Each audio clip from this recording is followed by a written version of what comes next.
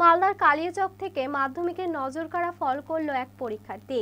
রাজ্যে সম্ভাব্য অষ্টম স্থান অধিকার করেছেন মোহাম্মদ ইনজামাম উল হক। তার প্রাপ্ত নম্বর 688। তার বাবার নাম মোহাম্মদ মাইনুল হক।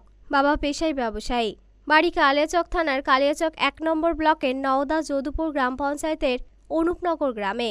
Mohammad Inzamam ul Haq target point high স্কুলের ছাত্র ছিলেন। তার এই সাফল্যে খুশি পরিবার। কৃতি পরীক্ষার্থী মোহাম্মদ ইনজামাম উল হক জানায়, ভবিষ্যতে তার ইচ্ছে রয়েছে ডাক্তারি নিয়ে পড়াশোনা করার।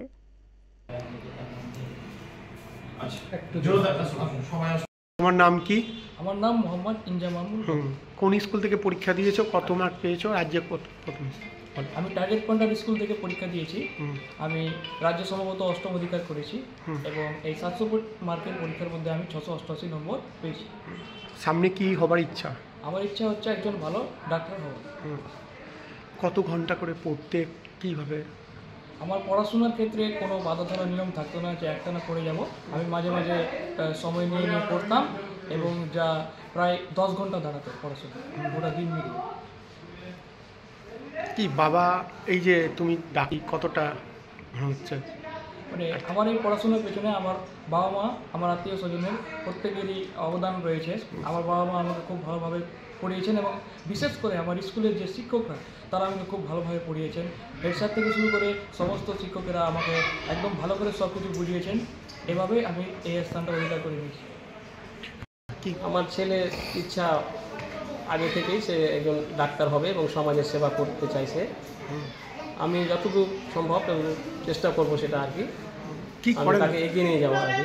কি করেন আপনি? আমি একটা ছোটোখাটো ব্যবসা করি, এর মধ্য দিয়ে তাকে আমি পড়াই।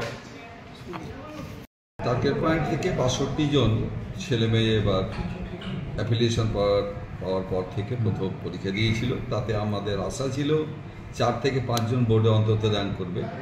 তো যাই দুর্ভাগ্য হয়নি, একজন বোর্ডে র্যাঙ্ক করেছে 1 থেকে 10-এর মধ্যে, সেটা হচ্ছে অষ্টম স্থান অধিকার করেছে ইনজামামুল হক। সে 688 নম্বর পেয়েছে, রাজ্যে অষ্টম হয়েছে এবং টার্গেট পয়েন্ট স্কুলে প্রথম হয়েছে। হচ্ছে কালিয়াচক যদুপুর, যেটা টার্গেট পয়েন্ট স্কুলে 5ম শ্রেণী থেকেই সে লেখাপড়া করেছে। তার আশা ছিল, আমরা সবাই আশা করেছিলাম এবং তার সম্বন্ধে ওর যা মেধা, লেখার যা কোয়ালিটি, তাতে অবশ্যই র্যাঙ্ক করবে। আমার তো আশা ছিল যে এক সময় হয়তো অন্তত ফার্স্ট না হতে পারলে সেকেন্ড হবে।